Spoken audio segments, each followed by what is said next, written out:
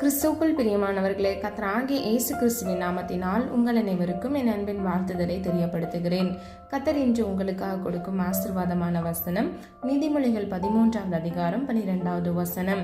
நெடுங்காலமாய் காத்திருத்தல் இருதயத்தை இளைக்க பண்ணும், விரும்பினது வரும் பொழுதோ ஜீவ விருட்சம் போல் இருக்கும். ஹல்லேலூயா.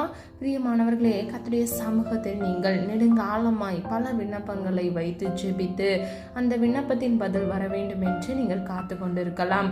இல்லை என்றால் ஒரு ஆசீர்வாதத்திற்காக நீங்கள் காத்து கொண்டிருக்கலாம். பிரியமானவர்களே, இந்த வசனத்தின்படி நீங்கள் நெடுங்காலமாய் காத்திருக்கும் பொழுது உங்களுடைய இருதயத்தை அது இளைக்க பண்ணும். ஆனால் விரும்பினது வரும் பொழுதோ உங்களுடைய வாழ்க்கையில் ஜீவ விருட்சம் போல இருக்கும். ஹல்லேலூயா. மிகவும் சந்தோஷமாக இருக்கும். இன்னைக்கு யாரெல்லாம் நீங்க விரும்பின காரியம் உங்களுடைய வாழ்க்கையில நிறைவேற வேண்டும் என்று ஆசைப்படுறீங்க, நீங்கெல்லாம் ஹல்லேலூயா சொல்லுங்க. நிச்சயமாக கர்த்தர் உங்கள் வாழ்க்கையில் அற்புதத்தை கட்டளையிடுவார். ஹல்லேலூயா. பிரியமானவர்களே, நீங்க காத்திருப்பது மாத்திரமல்ல, நீங்க விசுவாசத்திலும் காத்திருக்க வேண்டும். வேதத்தில் அநேக பரிசுத்தவான்கள் காத்திருந்ததை நம்ம பார்க்கிறோம். அவர்களுடைய வாழ்க்கையில் கர்த்தர் அவர்களுக்கென்று வைத்திருக்கிற வாக்குத்தத்தம், அதாவது ஆசீர்வாதத்தை அவர்கள் சுதந்திரித்துக் கொள்ள அவர்கள் காத்திருந்தார்கள். எக்ஸாம்பிளுக்கு நீங்கள் பார்த்துக்கிட்டிங்கன்னா, ஆபிரகாம் ஈசாக்குக்காக பல வருடங்கள் காத்திருந்தார். அது மாத்திரமல்ல, எலிசபெத் சகரியா அவங்க குழந்தைக்காக 60 வயது ஆன பொழுதும் அவர்கள் காத்திருந்தார்கள். இதே போல அன்னாள் கூட அவர்கள் குழந்தைக்காக அவர்கள் காத்திருந்தார்கள்.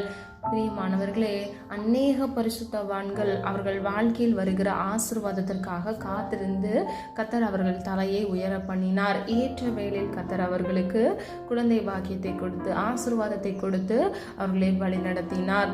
இன்று கூட பிரியமானவர்களே, உங்கள் வாழ்க்கையில் இருக்கக்கூடிய எல்லா தேவைகள் எல்லாவற்றிலும் கர்த்தர் அற்புதத்தை காண கிருபை செய்வார். நீங்கள் அதற்கு என்ன செய்ய வேண்டும்? விசுவாசத்தோடு காத்திருக்க வேண்டும். பிரியமானவர்களே, நீங்க விரும்பின காரியத்தை கர்த்தர் கட்டளையிடுவார். ஹல்லேலூயா.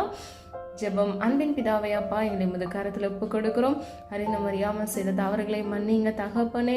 இந்த வசனத்தின்படி தகப்பனே, உடைய பிள்ளைகள் காத்திருக்கிற ஒவ்வொரு காரியங்களிலும் அவர்கள் விரும்பினதை அப்பா இயேசுவின் நாமத்தினால் உடைய சித்தத்தின்படி பிள்ளைகளுக்கு அதை வாய்க்க பண்ணுங்க. பிள்ளைகளை ஆசீர்வதிங்க ஆண்டவரே. நெடுநாளாய் அவர்கள் காத்திருக்கிறாங்கப்பா.